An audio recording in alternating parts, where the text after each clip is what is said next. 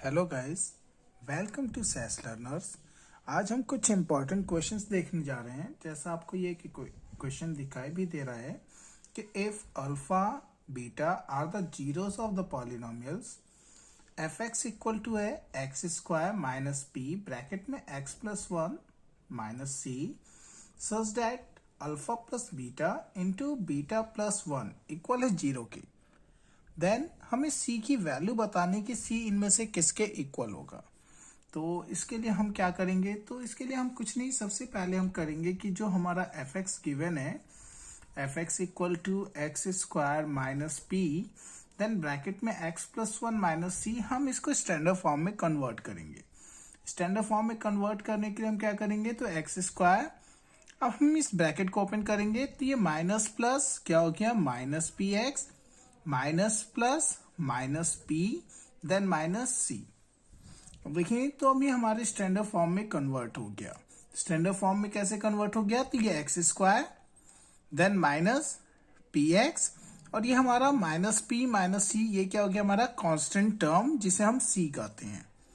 Means हमारे B की value हो गई पी, ए जो एक्स स्क्वायर के साथ कांस्टेंट टर्म है वन वो हो गया, हमें ए बी सी तीनों की वैल्यू पता चल गई।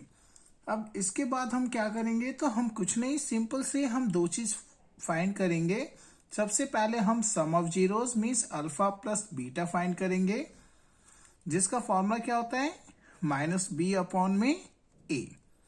बी की वैल्यू हमें पता है माइनस पी, एक तो फॉर्मूले में माइनस है, देन माइनस पी अपॉन में ए की वैल्यू है वन।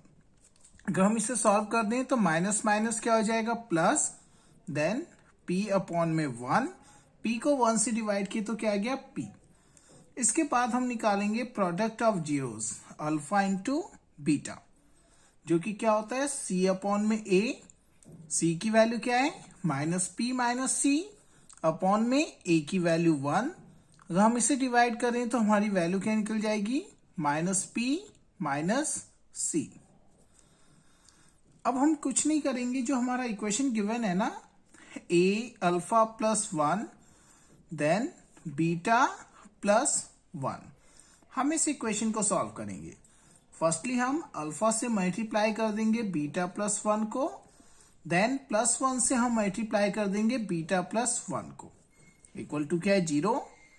अल्फा से बीटा को मल्टीप्लाई किए तो क्या हो गया अल्फा बीटा, अल्फा से वन को मल्टीप्लाई किए तो ये आ गया हमारा अल्फा, देन प्लस वन को बीटा से मल्टीप्लाई किए तो प्लस बीटा, और देन प्लस वन को वन से मल्टीप्लाई किए तो वन, इक्वल टू जीरो। अब हम इसको अगर देखें, ध्यान से देखें तो हमें यहाँ पे दिखाई दे रहा है कि ये अल्फा इंटू बीटा है, मीन्स हमारा प्रोडक्ट ऑफ जीरोस है। ये अल्फा प्लस बीटा मीन्स हमारा सम ऑफ जीरोस है। तो हमारे प्रोडक्ट ऑफ जीरोस की वैल्यू क्या है, माइनस पी माइनस सी, तो हमने उसे पुट कर दिया minus p minus c, then plus alpha plus beta जिसकी वैल्यू क्या है p, then plus one equal to zero. Minus p से प्लस पी कैंसिल हो गया, बच क्या गया minus c plus one equal to zero. अगर हम सी का साइड चेंज कर दें तो क्या हो जाएगा, one equal to C, means हमारे सी की वैल्यू क्या आ गई वन, जो कि हम देखें तो हमारा ऑप्शन कौन सा है ए। सही बोला। जैसे अब आपको ये नेक्स्ट क्वेश्चन दिखाई दे रहा है, जिसमें क्या है, the probability that a non leap year has 53 Sundays. कि अगर कोई हमारे पास नॉन लीप ईयर है तो नॉन लीप ईयर में 53 संडेज होंगे, इसकी प्रोबेबिलिटी क्या है। तो आप लोगों को शायद पता होगा कि नॉन लीप ईयर कौन सा होता है, जिस ईयर में जो फैब होता है वो 28 डेज का होता है, उसे हम नॉन लीप ईयर कहते हैं। अब नॉन लीप ईयर का मतलब क्या हो गया कि उसमें नंबर ऑफ डेज जो होंगे उस ईयर में वो कितने होंगे 365। गाइस अगर हम लोग 365 को अगर हम 7 से डिवाइड करें तो क्या हो जाएगा, 7 5 35, देन रिमाइंडर 1, ये 5 नीचे आ गया, 7 2 14, हमारा रिमाइंडर क्या बच गया 1। मीन्स हमारे पास नॉन लीप ईयर में 52 वीक्स होते हैं और 1 डेज एक्स्ट्रा होता है। तो अब ये पूछ रहे हैं कि हमारे पास 52 तो नॉर्मली सभी डेज होंगे, जो 1 डे एक्स्ट्रा हुआ है ये कोई 7 डेज में से कोई एक डे हो सकता है। तो हो सकता है कि ये जो 1 डे एक्स्ट्रा हो रहा है ये संडे हो जाए। अगर ये संडे हो गया तो मीन्स कि उस ईयर में क्या हो जाएगा, 53 संडे हो जाएगा। तो ये 1 डे तो संडे हो गया, लेकिन कितने डेज में से, 7 डेज में से। मीन्स इस 153 संडेज होने की प्रोबेबिलिटी क्या हो जाएगी, 1/7। ये तो हमने वो देखा जब नॉन लीप ईयर होता है। अगर इन केस अगर ये पूछ दें कि किसी लीप ईयर में 53 संडेज होने की प्रोबेबिलिटी क्या होगी, तो लीप ईयर में क्या होता है, नंबर ऑफ डेज 366 हो जाते हैं, जिसके कारण 1 ईयर में जो एक्स्ट्रा डेज हो जाते हैं 52 वीक से, वो हो जाते हैं 2। अब 2 डेज हमारे पास एक्स्ट्रा हो गए। तो ये 2 डेज जो हो सकता है, ये हो सकता है कि सैटरडे और संडे हो जाए, या फिर हो सकता है कि संडे और मंडे हो जाए। इनमें से कोई भी हो सकता है, जिसके कारण देखें तो हमारे पास नंबर ऑफ फेवरेबल इवेंट यहाँ कितने हो जाते हैं, 2, और टोटल इवेंट 7, जिसके कारण जब लीप ईयर होता है उसमें 53 संडेज होने की प्रोबेबिलिटी 2/7 हो जाती है। वही अगर हमारे पास क्वेश्चन में नॉन लीप ईयर दिया होगा तो वहां 53 संडेज होने की प्रोबेबिलिटी क्या होगी, 1/7। वही अगर इन लोगों ने अगर हमसे बोला होगा कि ये लीप ईयर है, तो लीप ईयर में 53 संडेज होने की प्रोबेबिलिटी, 53 संडेज होने की प्रोबेबिलिटी कितनी होगी, 2/7। अब हम लोग ये थर्ड क्वेश्चन करने जा रहे हैं, जिसमें क्या लिखा है कि if the sum of the circumference and the radius of a circle is 51 centimetre, then the radius of circle in centimetre is. कि यहाँ पे हमें इन्होंने दो चीज दिया है। सबसे पहले दिया है कि जो सर्कमफेरेंस है और प्लस रेडियस, इन दोनों का ही सम हमें बताया कि इन दोनों का सम कितना है, 51 सेंटीमीटर। हमें ये बताना इस केस में कि इसका रेडियस कितना होगा। तो देखो, हम इसके लिए कुछ नहीं करते, सबसे सिंपल है कि सर्कमफेरेंस का फॉर्मूला क्या होता है, 2 r, और रेडियस r इक्वल टू क्या हो जाएगा, 51। अब देखें तो अब हम इन दोनों में से क्या करेंगे, r कॉमन ले लेंगे। r कॉमन लिए तो क्या बच गया, 2 + 1 इक्वल टू 51। अब पाई की वैल्यू तो पता है हमें कि पाई की वैल्यू क्या होती है, 22/7 + 1 इक्वल टू 51। अब हमने इसका मल्टीप्लाई कर दिया, 22 × 2 = 44/7 + 1, r एज इट इज है 51। अब हम इसका एलसीएम लेंगे, 1 और 7 का हमने एलसीएम लिया तो 7 आ गया। देन न्यूमरेटर में क्या हो गया, 44 + 7 इक्वल टू 51। अब अगर देखें 44 में 7 प्लस कर दिए तो क्या हो गया, ये 51/7 इक्वल टू 51। तो r इक्वल टू क्या हो जाएगा, 51। 7 डिवाइड में साइड चेंज करने पे मल्टीप्लाई, 51 मल्टीप्लाई में साइड चेंज करने पे डिवाइड। 51 से 51 कैंसिल हो गया, r की वैल्यू क्या आ गई, 7, जो कि हमारा ऑप्शन क्या है, ऑप्शन डी। अब हम लोग ये नेक्स्ट क्वेश्चन देखने जा रहे हैं, जिसमें क्या लिखा है, the sum and product of zeros of a quadratic polynomial are respectively 1/3 and -2, then the corresponding quadratic polynomial is. तो इसमें क्या दिया है हमें, तो sum and product of zeros दिया है, जिसमें सम ऑफ जीरोस क्या है, 1/3 एंड प्रोडक्ट ऑफ जीरोस है -2।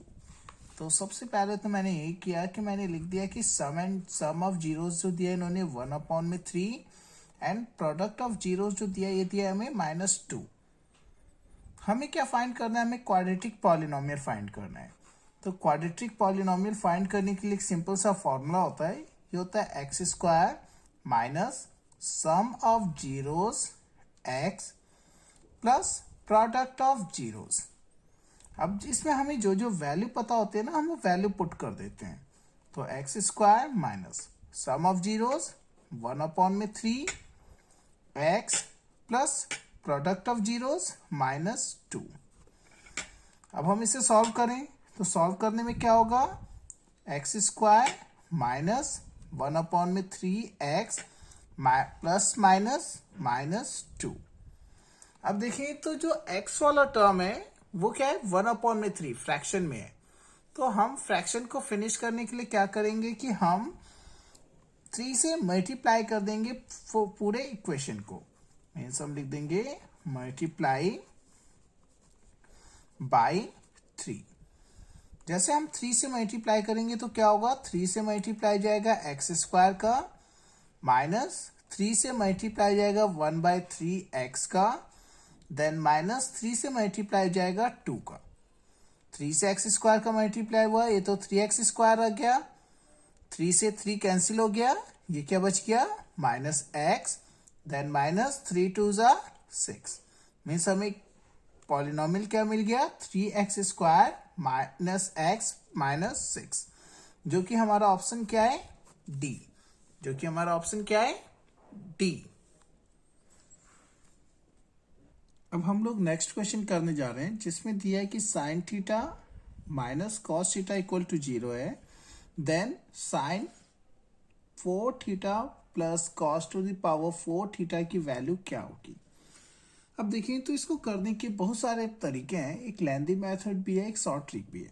हम इसे शॉर्ट ट्रिक से ही करेंगे, जिसमें हमें दिया है कि sine theta minus cos theta जो है ये 0 के इक्वल है। हम ये देखेंगे कि साइन और कॉस में ऐसी कोई वैल्यू होती है, एंगल में ऐसी कोई वैल्यू होती है जो दोनों पे इक्वल होती हो। तो हाँ होती है, साइन 45 और कॉस 45, इन दोनों की ही वैल्यू जो है वो इक्वल होती है, वो 1/√2 होती है। दोनों की वैल्यू क्या होती है, 1/√2, और दोनों को हम सब्ट्रैक्ट करें तो आंसर क्या आएगा, 0। देखिए तो जो एंगल हमने थीटा की जगह 45 पुट किया वो इसको सेटिस्फाई कर रहा है। मीन्स हम ये कह सकते हैं कि जो थीटा है उसकी वैल्यू 45 डिग्री है। अब हम अपना इक्वेशन लेंगे जिसे हमें प्रूफ करना है कि sine to the power 4 theta plus cos to the power 4 theta. अब इसमें हम क्या करेंगे, थीटा की जगह फिर से पुट कर देंगे 45 डिग्री। इसे क्या हो जाएगा, sine to the power 4 45 degree plus cos to the power 4 45 degree. अब साइन 45 की वैल्यू हमें पहले से ही पता है कि 1/√2 होती है, उसके पावर 4 हो गया, फिर 1/√2 कॉस 45 की वैल्यू उसकी भी पावर 4। 1/2 है, √2 है, इसका हम क्या करेंगे 4 टाइम मल्टीप्लाई। तो इसको जब हम 4 टाइम मल्टीप्लाई करेंगे तो क्या आ जाएगा 4।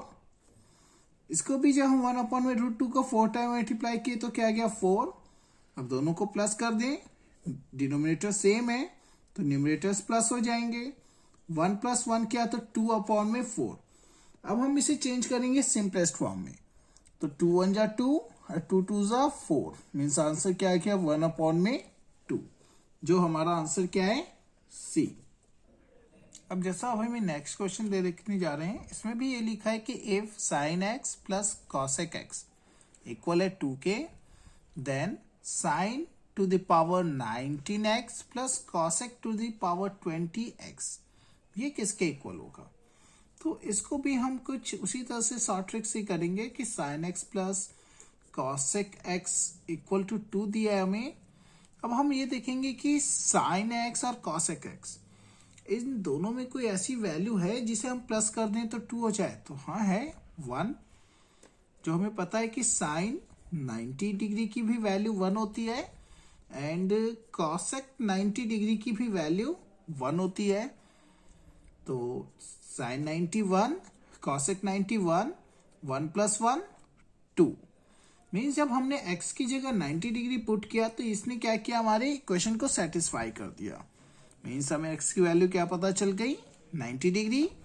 अब हमारा जो इक्वेशन गिवन है कि sine to the power 19x plus cosec to the power 20x।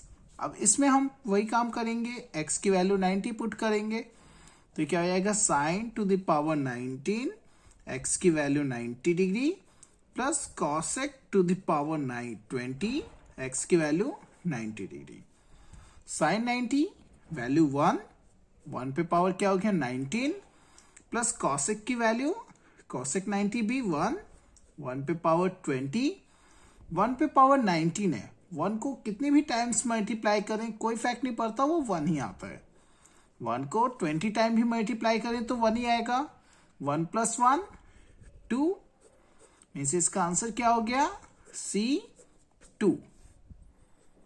अब हम ये नेक्स्ट क्वेश्चन करने जा रहे हैं जिसमें क्या है, if HCF of 306 and 657 is 9, what will be the LCM of?